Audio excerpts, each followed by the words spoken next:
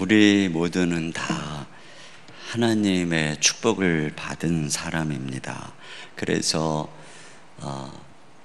발람이 이스라엘을 저주하려고 했지만 하나님께서 그들은 복받은 자들이기 때문에 저주를 할 수가 없었어요.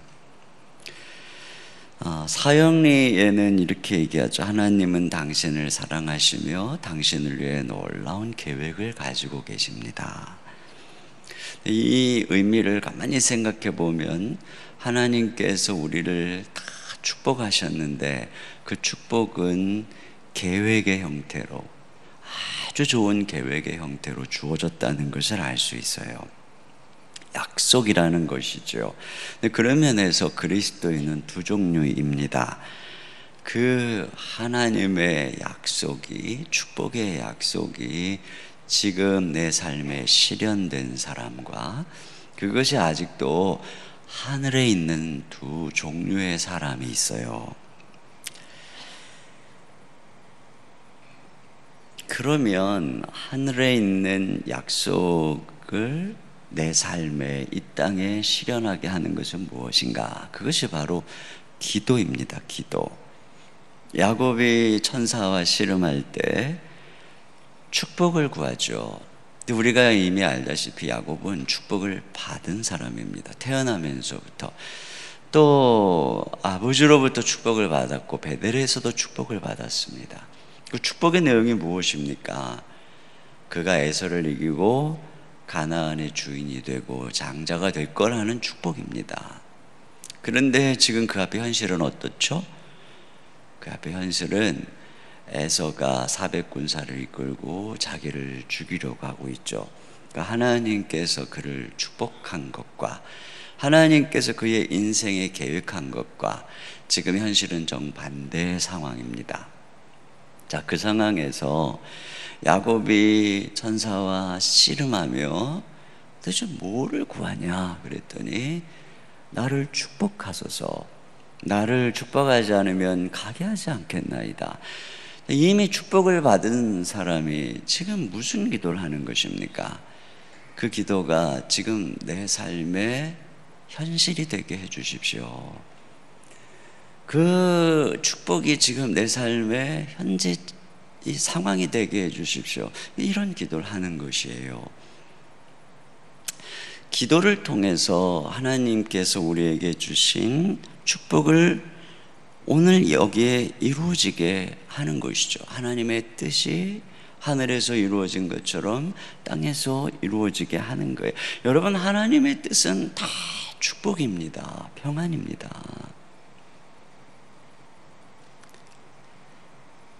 그런 면에서 하나님은 자기를 찾는 자에게 상 주시는 이심을 믿어야 할지니라.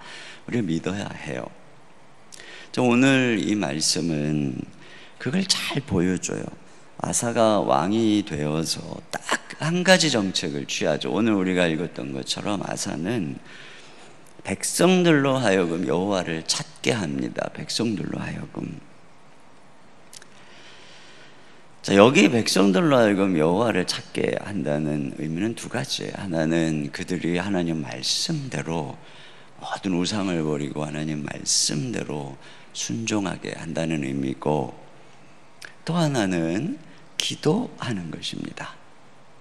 그것을 어떻게 알 수 있느냐면 나중에 아사가 병이 들었을 때 의원을 찾고 하나님을 찾지 않았다. 이 얘기는 뭐겠어요? 기도하지 않았다는 것이죠. 그러니까 아사가 딱 왕이 돼서 한 거는 딱 하나예요. 백성들로 하여금, 자기도 그렇고 백성들로 하여금 하나님만 찾게 하겠다. 그래서 기도와 말씀으로 하나님을 찾게 한 것이죠. 그러니까 여러분, 이게 쉬운 것 같지만 결코 쉬운 게 아니에요. 솔로몬은 나라를 부강시키기 위해서 외교 정책으로 첩을 많이 두었습니다. 그런데 아사가 하나님만 찾겠다. 이게 참 정답인 것을 알지만 실제적으로 자기 삶에 이렇게 살아가는 사람은 많지 않아요. 자, 그랬는데 그렇게 했더니 오늘 1절부터 7절 사이에 하나님이 평안을 주셨다, 이 말이 5번이 나와요. 그래서 결과적으로 10년간의 평안을 주셨다고 나오거든요. 10년간. 그 10년 동안 마음껏 성을 건축하고 병사를 58만 명을, 군대를 양성했다, 이렇게 나옵니다. 이건 누구나 다 왕이 되면 강한 군대를 만들고 나라를 부강하게 만들고 싶은데 세상에 이렇게 놔둡니까? 갑자기 무슨 천재지변이 일어나고 또 뭐 외적에 침략하거나 국제정세가 어렵거나, 누구나 다 어떤 왕이나 어떤 대통령이나 다 나라를 멋지게 만들고 싶지만 그렇게 할 수 있는 평안이 주어지지 않는 거예요. 어떤 가장치고 자기 가정을 평안하게 아무 문제 없이 자녀들을 잘 양육하고 싶은 집자는 부모가 어디 있고, 어떤 사장이 자기 기업에 아무 문제가 없이 그 기업을 경영하고 싶지 않은 그런 사장이 어디 있겠어요. 그런데 상황이 우리를 그렇게 내버려 두지 않는단 말이죠. 자, 그런데 지금 여기 아사가 여호와를 찾으니까 하나님께 나아가서 하나님께 기도하고 또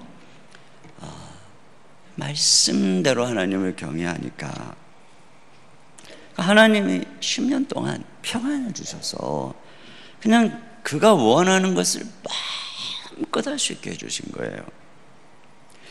제가 그 신학교 시절에 어려움을 말씀을 드렸잖아요. 저는 그 시절에 가장 부러운 사람들이 누구였냐면 부모님이 새벽마다 기도하는 그러한 동료들이었어요. 예를 들어서 목회자 자녀나 장로님, 권사님 자녀들. 저희 부모님은 제가 신학교 가는 걸 반대하고 그때까지도 교회도 제대로 안 다니시고 더욱이 새벽 기도하고 거리가 먼 분들이었거든요. 그러니까 그렇게 그 기도를 해주는 그들은 제가 봤을 때 별 고난이 없는 거예요. 근데 저는 뭐 좀 하려고 그러면은 마치 그 운동장에 가서 운동하려고 몸 풀다가 갑자기 허리 삐끗해서 벤치로 물러나야 되는 그런 신세 같은 거 있잖아요. 뛰어보지도 못하고 나뒹굴어져서 부상당하고. 그러니까 저는 항상 그랬어요. 도대체 뭐를 좀 마음껏 할 수가 없는 거예요. 아프든지 문제가 있든지. 제 삶에 항상 연약함이 따라다녔는데 제가 언제까지 연약함에 시달리다가 제 인생 속에 어느 순간 딱 정말 평생을 꼬리처럼 저에게 이게 따라다니던 병주머니가 딱 떨어진 것이 제 나이 40 될 때였어요. 40. 저는 사랑의 교회에서도 아주 몸약하기로 유명했습니다. 제가 개척을 하니까 어떤 분이 매주 홈페이지를 들여다본대요. 그렇게 관심이 많냐고 그랬더니 그게 아니고 목사님이 병원에 입원했다는 혹시 그런 기사가 나지 않을까 염려가 돼서 매주 들여다본다는 거예요.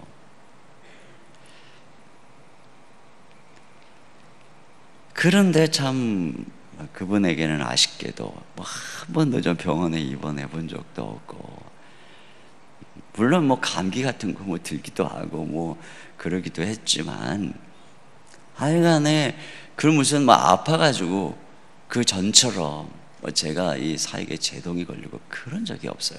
부목사 때보다 거의 사역을 몇 배 이상을 하죠. 근데 참 더 이상 발목 잡히지 않는 거예요. 왜 그러냐면 그때 무슨 일이 있었냐면, 첫째로는 저희 어머님이 새벽 기도를 하시기 시작했어요. 저희 아버님이 중풍으로 쓰러지시고 매일 그냥 뭔가 일을 하시고 맞벌이를 하시던 어머님, 이제 아버님을 돌봐야 되니까 꼼짝없이 아버님 때문에 어머님도 집에 갇히신 거예요. 할 일이 없잖아요. 그러니까 바로 옆에 있는 교회에 새벽 기도를 매일 나가시는 거예요. 근데 이제 새벽에 가서 기도를 하시다 보니까 이제 우리 그 목사님이 하시는 말이 매일 새벽 눈물로 기도를 하시는데 제일 끝까지 남아서 기도를 하시고 문을 잠그고 가신다는 거예요. 저희 어머니가. 그 목사님 말씀이. 그러니까 제가 추측컨대 우리 아들이 신학교를 가고 목사가 됐는데 내가 이 어머니로서 새벽에 가서 이제 기도하다 보니까 저를 위해서 기도하실 거 아니에요. 그냥 눈물이 나신 거죠. 그냥 매일 새벽마다 가가지고 아들을 위해서 눈물을 쏟고 기도를 하신 거예요. 근데 참 공교롭게도요, 또 저희 장모님이 이제 다 전도를 했는데 그 즈음에서 연락이 왔어요. 장모님이, 여보게 요즘 우리 새벽마다 기도하고 있네. 자네를 위해서 기도하고 있네. 장모님이 기도를 하기 시작한 거예요. 그리고 애 셋 낳고 애 키우느라고 꼼짝 없었던 아내가 이제 애들이 어느 정도 크니까 재워놓고 새벽 기도를 나가기 시작한 거죠. 그러니까 아침마다 한 사람도 저를 위해서 기도하는 이 새벽이 없었던 제 삶에 새 여자가, 저를 사랑하는 새 여자분이 새벽마다 저를 위해서 기도를 하기 시작한 거예요. 근데 정말 신기하게도 그 즈음이 바로 제가 개척을 결단할 때였고, 그때서부터 내 몸에 이 저를 괴롭히는 병이 뚝 떨어진 거예요. 여러분, 개인만 그러겠어요? 교회도 마찬가지죠. 어느 집사님이 서울 그 외곽에 멀리 교회를 계시다가 우리 교회 오셨어요. 그 교회도 제자 훈련을 하고 있는 교회고, 제가 그 교회 목사님을 잘 압니다. 아주 인품도 좋고 말씀도 좋고 제가 존경하는 형님이십니다. 빈말로 하는 게 아니고요, 정말 그런 분이세요. 근데 그 목사님이 어려움이 많았어요. 교회 여러 가지 막 힘들게 하는 분도 많았고 몸도 안 좋고, 이분이 이제 그 교회에서 제자 훈련도 받고 충성스럽게 순장을 하다가 남편이 수지 쪽으로 발령을 받아서 이사 올 수밖에 없었어요. 굉장히 저 서울 아주 외곽 저쪽 끝이었거든요. 그러니까 좀 사랑하는 교회를 떠나서 이제 우리 교회로 와서 예배를 드리다 보니 뭐 이제 목사님 생각도 나고 그랬겠죠. 근데 자기가 우리 교회 와서 좀 지내면서 하나님께 하나님 불공평하십니다 그랬대요. 근데 나중에 이제 그분이 제자반에 들어와 갖고 이제 제가 들은 얘기예요. 왜 그렇습니까? 그랬더니 자기가 볼 때 전에 섬기던 교회나 이 교회나 별다른 게 없고, 이전 교회 목사님 말씀 이인호 목사보다 잘하면 잘했지 못하지 않고 인품 훌륭하고 내가 정말 존경하고 사랑하는 목사님인데, 그 목사님은 계속 어려움을 당하고 뭔가 마음껏 못하는데 저기 이인호 목사는 무슨 복이 있어가지고 개척을 했는데 그렇게 막 그냥 교회가 성장하고 하나님이 은혜를 주시는지, 자기가 그 교회를 너무 사랑했으니까 하나님 너무 하십니다 이런 생각을 했다는 거예요. 그러다가 이유를 알았대요. 그 이유가 뭡니까? 하고 물었어요. 근데 이분이 지난 한 2년 동안 우리 교회 뭐 중보기도 사역부터 해갖고 새벽기도 모든 기도의 자리를 다 참석한 거예요. 이분 하는 말이 뭐냐면 기도의 차이가 있대요. 그래서 무슨 기도의 차이가 어떻게 있는데요? 그랬더니 새벽 기도를 나갔더니 장로님, 순장님들, 중직들이 다 나와서 그렇게 열심히 기도하고 있더라는 거예요.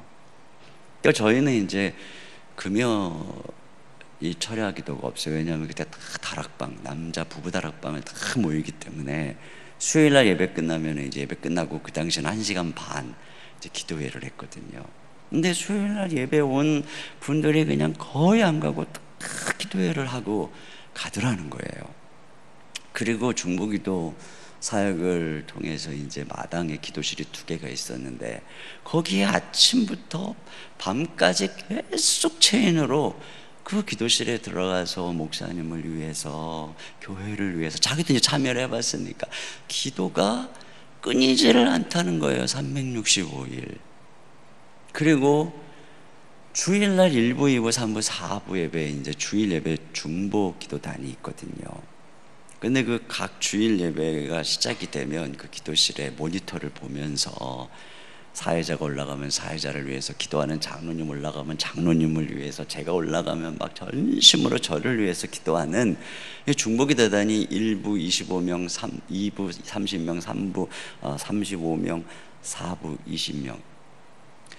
각 중보기도단을 전부 우리 장로님들이 한 분씩 인도하거든요. 권사님들 참여하고 또 기도 학교 훈련한 분들이 참여를 하는데 정말 막 온몸에 땀을 흘려가면서 그렇게 부르짖어서 기도를 하더라는 거예요.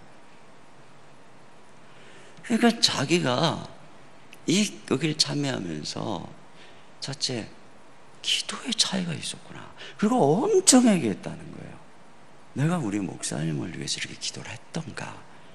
이 교회 순장님들, 이 교회 장로님들, 이 교회 권사님들은 저 목사님을 위해서 저렇게 기도를 하는데 우리는 뭐를 했던가.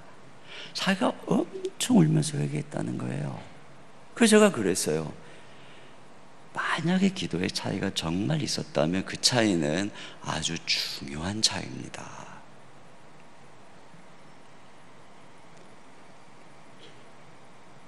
우리가 다 만나는 문제가 비슷하죠. 고난의 절대치는 비슷합니다. 교회도 마찬가지입니다. 근데 문제는 그것을 이겨내느냐, 이겨내지 못하느냐의 문제죠. 아사가 진심으로 기도하니까 평안을 주시더라. 인생 걸음도요, 기도할 때 평안해요. 근데 기도 안 하면 이상하게 꼬이기 시작합니다. 기도하면 이상하게 우연 같은 일이 벌어지는데 기도 안 하면 우연도 안 일어나요. 자, 그런데요, 10년이 지나니까 구수가 100만 대군을 이끌고 이제 15장에 쳐들어오거든요. 근데 위기죠. 처음으로 위기가 왔어요. 근데 평상시에 하나님을 찾기 때문에 이 위기 때에 평상시 하나님을 찾는 사람은 위기 때도 하나님을 찾는 거예요. 간절히 하나님을 찾고 승전합니다. 하나님이 도와주심으로. 그때 돌아오는데 선지자가 나타나서 뭐라 그러냐면 너희가 하나님을 찾는 행위에는 큰 상급이 있다. 그러니까 아사가 다시 결심을 합니다. 또 어떤 결심을 하냐면 그게 이제 15장 12절 이하에 나오는데 한번 제가 읽어볼게요. 이렇게 나와요. 또 마음을 다하고 목숨을 다하여 조상들의 하나님 여호와를 찾기로 언약하고 이스라엘 하나님 여호와를 찾지 아니하는 자는 대소 남녀를 막론하고 죽이는 것이 마땅하다. 그러니까는 더 하나님만 찾기로, 이제는 하나님 찾지 않는 자는 죽이겠다고까지 얘기를 합니다.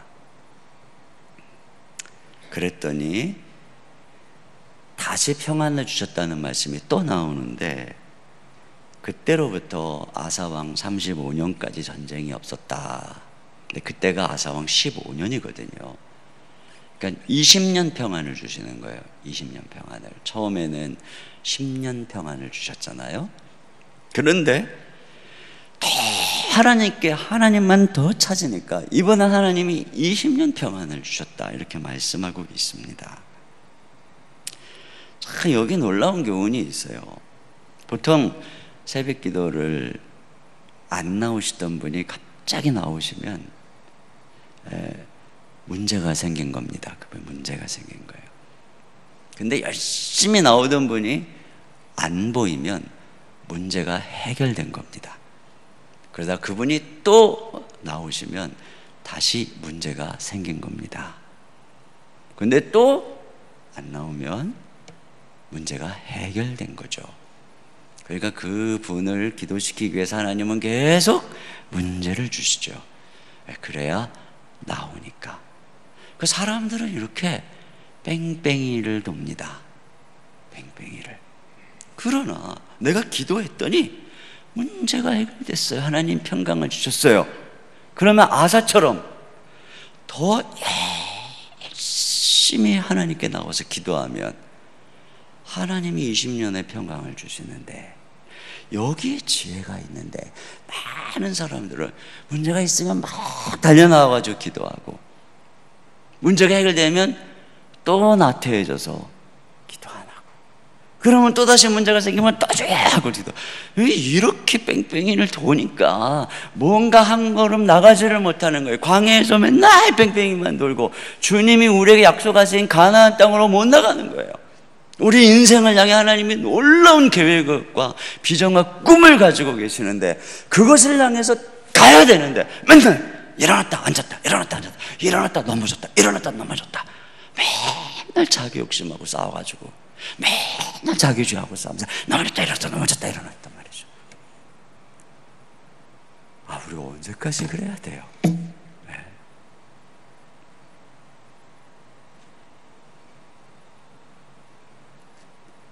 그런 면에서 우리가 끈질기게 지속적으로 기도할 때 축복이 뭐냐면요, 첫째로는 끈질기고 지속적인 기도는 한계를 돌파하게 하는 거예요. 한계를. 뭐든지 그렇잖아요. 그냥 처음에는 다 비슷해요. 그래서 1만 시간의 법칙이 그거 아닙니까? 계속 훈련을 하다가 보면 1만 시간 정도 되는 순간 임계점에 도달해서 확 시야가 열린다는 거 아니겠어요? 그 순간에 확 전문가로서의 시각이 열린다는 것 아니겠어요? 뚝에 물이 막 차오르다가 임계점에 이르면 뚝이 팍 무너지는 것 아니겠어요? 우리 인생에 한계들이 많죠. 이런 한계 저런 한계가 있어요. 그러면 계속 기도하면 어느 순간 그 기도의 차원을 높이고 기도하면 그냥 그 한계를 팍 돌파하는 것입니다. 아사가 그거예요. 하나님께 전심으로 기도하고 기도하니까 그냥 아사가 왕이 되기 전까지 우상을 섬기고 엉망이 되었던 나라의 한계를 돌파하고, 그렇게 기도하니까 구수 대군 100만 대군의 한계를 돌파하고, 또 기도하니까 20년의 평강을 주시는 그 뭔가 차원이 달라지는 삶이 사라지잖아요.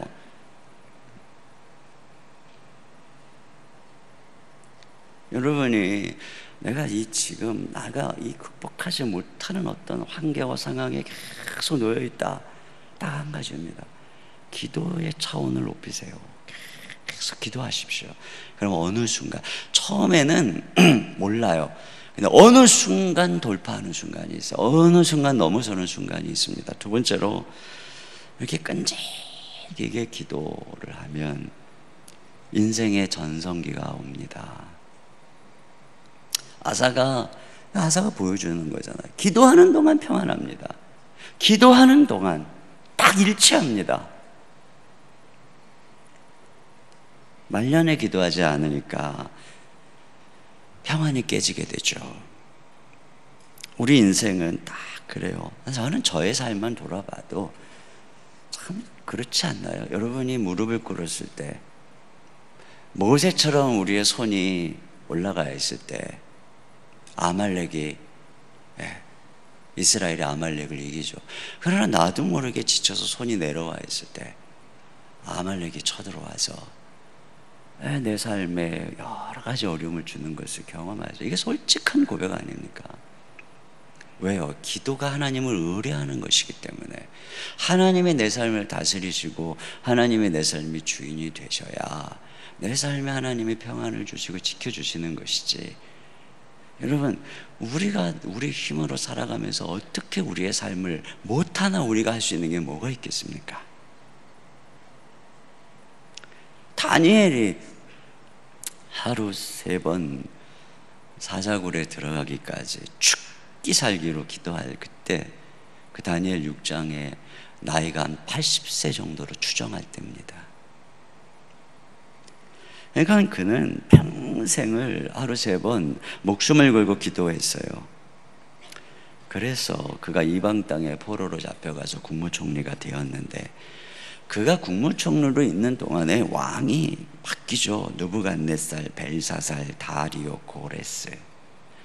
왕권은 계속 바뀌는데 다니엘의 삶의 전성기는 끝나지 않아요.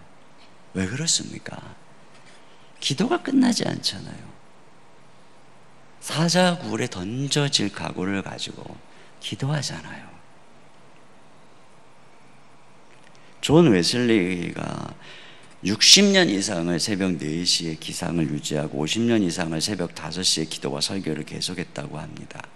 그랬더니 88세까지 살았고 50년 가까이 말을 타고 40만 킬로 이상 여행을 하고 4,200회 달하는 설교를 하고 200권이 넘는 책을 저술하고 감리교회 창시자가 된 것이죠. 제가 사실 이 부분에 도전을 받아가지고요, 40대 후반부터 제 기상 시간을 1시간 당겼어요. 원래 한 2시간 당겼었거든요. 그래서 2시, 3시 전에 일어났는데 한 1년 그러니까 못 살겠더라고요. 그래가지고 지금은 이제 3시에서 4시 사이에 한 3시 정도 일어납니다. 물론 좀 일찍 자려고 노력을 하죠. 근데요, 진짜 그렇게 새벽을 깨워서 아침부터 하나님 말씀 바라보고 기도하고, 그리고 나면은 낮 12시 되면요 그냥 중요한 일 다 끝났어요. 그러면 낮 12시 점심 먹고서부터는 하루가 덤이에요. 덤. 세 번째로, 끈질긴 기도는 후세에 영향을 끼칩니다. 여기 20년의 평안 뒤에 아사가 말년에 하나님을 찾지 않아요. 북이스라엘의 바하사가 침공해 오니까 아람왕 베나닷을 의지합니다. 그래서 20년 전에 하나님의 성전에 드렸던 은과 금을 가져다가 아람왕을 갖다 주는 거예요. 사람이 좀 평안해서 그래 변질이 돼버렸어요. 그래서 선지자 하나니가 책망을 하니까 그래 그냥 가둬버렸어요. 그러다가 죽을 때 발에 병이 났는데 그때도 하나님을 구하지 않고 의원만 구하다가 죽어요.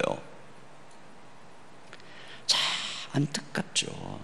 35년 동안 잘했는데 마지막 4년을 하나님을 찾는데 실패했어요.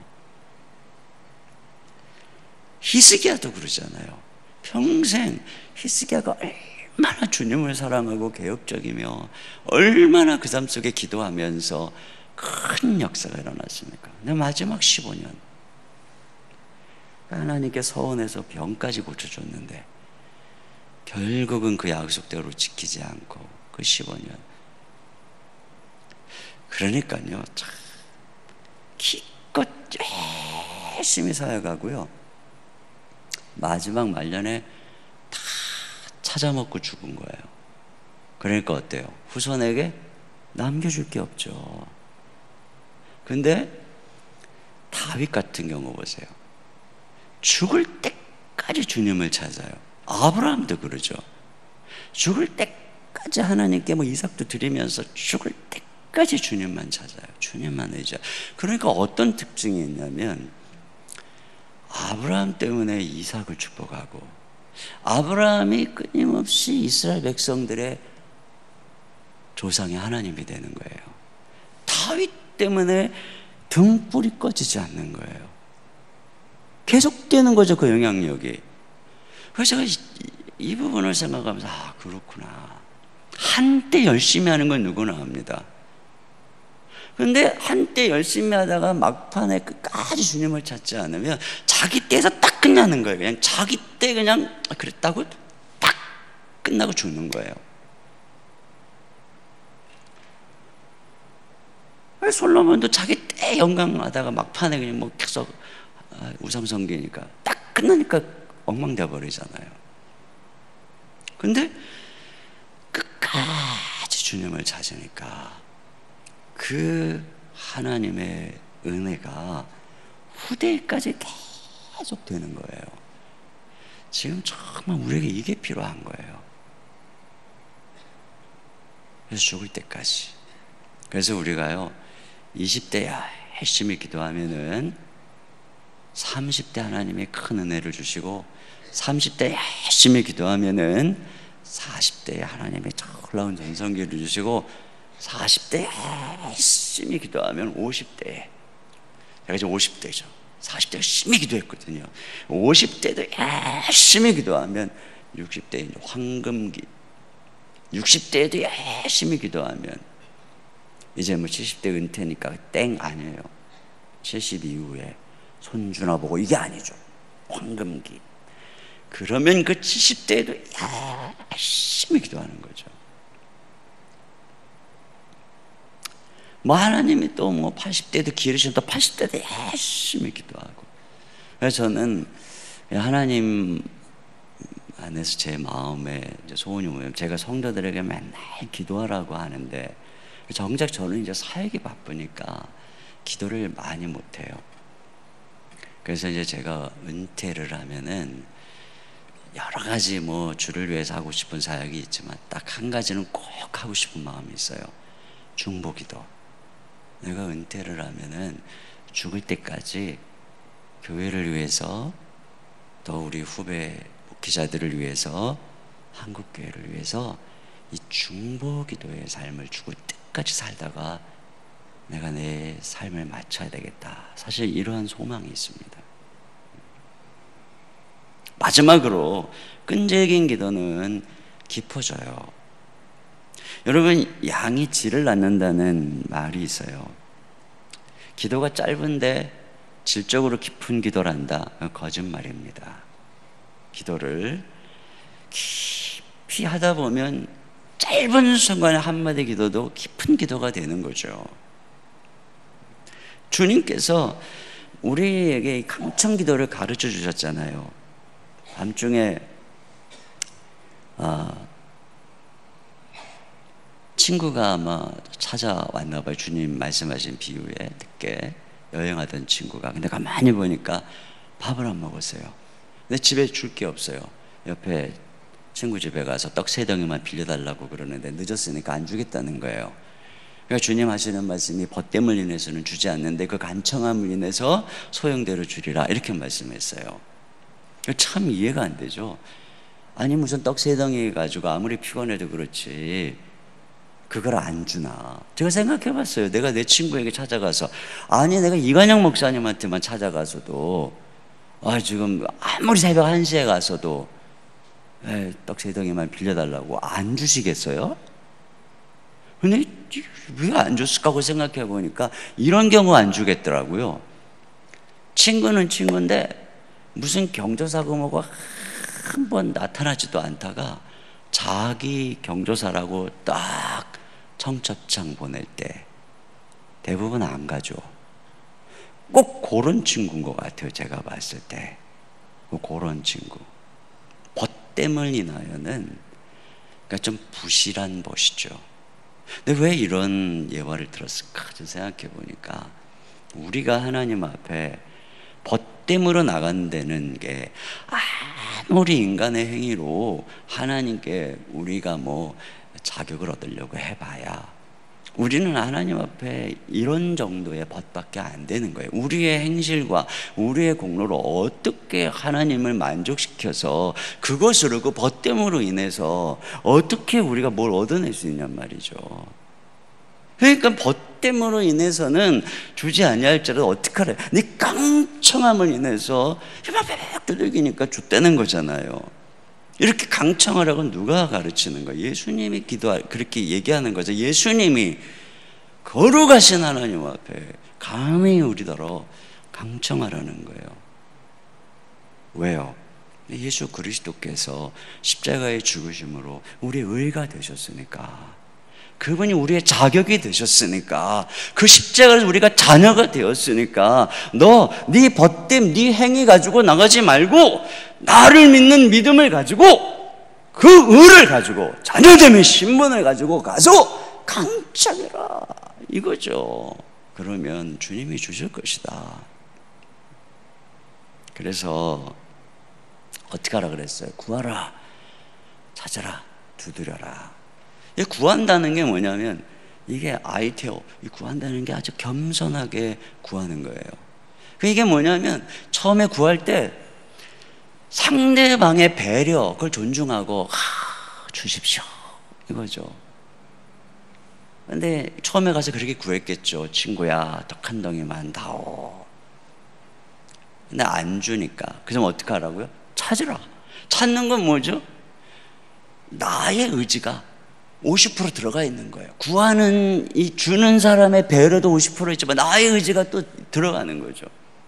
야, 친구야, 그래도 우리가 의리가 있지. 또 내가 옛날에도 오랜 옛날에 내가 이렇게 했던 거 기억해봐봐 뭐 이러면서 막 설득하는 거죠. 근데 그래도 안 주니까 어떻게 하는 거예요? 두드려라. 이거 두드리는 건 뭐예요? 당신이 주려고 하든 말든 난 얻어야 되겠소. 나의 의지 100%입니다. 꽝꽝꽝꽝꽝꽝 이거죠. 저는 여기에 자녀의 기도의 특징이 있다고 생각해요. 자녀의 특징이 뭐예요? 공손함입니까? 아니에요. 뻔뻔함입니다. 우리 교회에서 우리 애들보다 더 공손한 청년들 엄청 많습니다.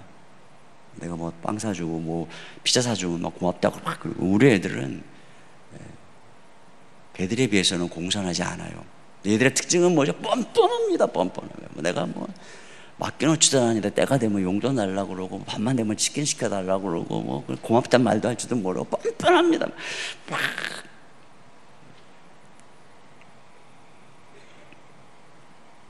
근데 이렇게 구하는 것에 대해서 스펄전 목사님이 이런 얘기를 했어요. 구하는 기도는 믿음의 기도요, 찾는 기도는 소망의 기도요, 두드리는 기도는 사랑의 기도다. 즉 구한다는 것은 삶의 필요를, 찾는 것은 삶의 가치를, 두드리는 것은 삶의 주인을 만나는 단계다. 이런 얘기를 했어요.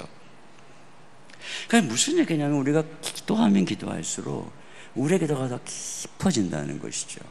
그래서 처음에는 뭔가 삶의 필요를 구하는 차원에서, 이제는 삶의 가치와 의미를 구하는 차원에서, 이제는 더 나아가서 그것을 주시는 주님 자신을 구하는 단계로. 그래서 이 기도의, 주님이 가르치신 기도의 결론이 이거예요. 너희가 악한 자라도 좋은 것을 자식에게 줄 줄 알거든 하물며 너희 하늘 아버지께서 구하는 자에게 성령을 주시지 않겠느냐. 이것이 결론입니다. 그러니까 끈기 있는 기도는 결국 어디까지 깊어지냐면 그 모든 것을 우리에게 주시는 그분과 하나님을 만나는 단계까지 이르게 된다는 거예요. 결국은요, 주의 성령께서 임하는 공동체의 특징은 항상 끈기 있는 기도가 있는 곳입니다. 간절하게. 그래서 처음 성령께서 임할 때에도 열흘 동안 그들이 간절하게 모여서 기도할 때 하나님께서 그곳에 성령께서 임하시고 오순절 놀라운 성령의 역사가 일어난 것이죠. 저도 생각해보면 이제 젊은 날에 그 하나님의 은혜를 경험했었던 그 이유 중에 하나가 겨울에 8박 9일 동안 동계순례 전도여행을 저희 그 캠퍼스에 있는 형제 자매들하고 같이 떠났어요. 하루에 2시간씩밖에 안 자고 매일 밤 기도하면서 전도하고 기도하고 전도하고 밤새도록 기도하다가 인도하는 간사님이 졸면 같이 졸고 같이 자고 하루 평균 2시간 자면서 기도를 했는데 6째 날인가요? 성령께서 오셨어요. 우리 모임에. 잊을 수가 없어요. 그 밤에 모든 형제자매들이 그 느끼고 그 밤에 얼마만큼 기도를 세게 했느냐면요, 여기 겨울이니까 기도를 한참 하는데 아마 새벽쯤 됐겠죠. 뭐가 떨어지는 거예요. 불을 끄고 기도하는데 물 같은 게, 비가 새나? 불을 켰어요. 우리들의 열기가 천장에 물방울이 쫙 맺혀갖고 비가 돼서 떨어지고 있는 거예요. 그 밤에 성령이 우리를 찾아오시고 저는 그때 제 인생을 하나님께 완전히 드렸어요. 그때 저를 만나 주신 성령께서는 지금까지 한 번도 저를 떠나지 않으시고, 모라비안 교도들 얘기 아시죠? 진젠돌프라고 하는 이 경건주의 운동에 아주 중요한 지도자가 있습니다. 근데 그의 영지로 모라비안들이 보헤미아 국교의 박해에 피해서 그곳으로 옵니다. 근데 이 진젠돌프가 아주 이 초대교회를 다시 재현하는 데 관심이 있던 사람들이었는데, 이 모라비안들도 아주 믿음이 좋으니까 그들의 지도자가 그들과 함께 운동을 합니다. 그게 뭐냐? 기도 운동, 말씀 운동. 근데 그들에게 아주 중요한 특징 중에 하나가 뭐냐면, 남자 23명, 여자 24명을 세워가지고 체인 기도를 1시간마다 24시간 돌아가면서 체인 기도를 무려 100년을 이어왔다고 그러잖아요. 근데 그렇게 열심으로 하나님을 찾고 기도하던 그곳에 1727년 헤르누트에 강력한 성령의 임재가 나타납니다. 성령이 임한 거예요. 그들이 변화됩니다. 그들이 완전히 변화돼서 거기서 최초의 평신도 선교사들이 파송되고 150년 동안 2158명의 선교사들이 나가고, 그들의 영향으로 웨슬리가 바뀌고, 그 영향으로 또 웨슬리, 또 그 유럽의 부흥의 영향으로 미국의 대각성 운동이 일어나고, 그 대각성 운동의 그 여파로 평양 대부흥 운동이 일어나는 거예요. 평양 대부흥 운동도 원산에서 하디 선교사가 그 은혜를 경험한 얘기를 듣고, 이 평양에 있는 선교사들이 그를 초청해가지고 그 은혜를 사모하다가, 또 미국의 그 선교사가 왔을 때 웨일즈에 일어났던 부흥을 얘기하니까, 우리에게도 그 미국에 일어났던, 또 저 영국에 일어났던 그 부흥이 일어났으면 좋겠다라고 생각을 하고, 그 평양 장대현 집회를 앞에 두고 선교사들이 매일 정오마다 특별한 인도하는 사람이 없이 기도하기 시작한 것입니다. 매일. 그리고 그 집회가 있는 기간 내내 기도하기 시작한 거예요. 그러던 어느 날 그곳에 성령이 임하신 거죠. 그곳에 임했던 사람들이 성령의 충만함을 입고 각지로 흩어져서 그들이 불이 돼서 들불처럼 이 한국 땅에 부흥 운동이 일어난 것입니다. 우리가 끈기 있게 기도하는 것, 이것이 우리의 삶에 하나님의 놀라운 평강을 주실 뿐 아니라 이런 은혜가 있어요. 여러분, 기도할 때 하나님의 축복의 약속을 경험합니다. 기도할 때 평안이 옵니다. 기도할 때 놀라운 축복을 경험합니다. 그러므로 끈질기게 기도해야 됩니다. 이 끈질긴 기도가 믿음의 기도예요. 자녀의 기도입니다. 그때 한계를 돌파하고 또 인생의 전성기가 오죠. 기도의 사람들, 이렇게 기도할 때 후세에 영향을 미칩니다. 그리고 그렇게 끈질기게 기도하는 곳에 성령이 임하십니다. 오늘 우리에게 필요한 떡은 성령입니다. 이 세상에 줄 떡이 없어요. 우리가 가서 구해야죠. 우리에게 떡을 주십시오. 그 떡이 뭐겠어요? 성령입니다. 성령의 은혜와 권세와 능력을 구해야 됩니다.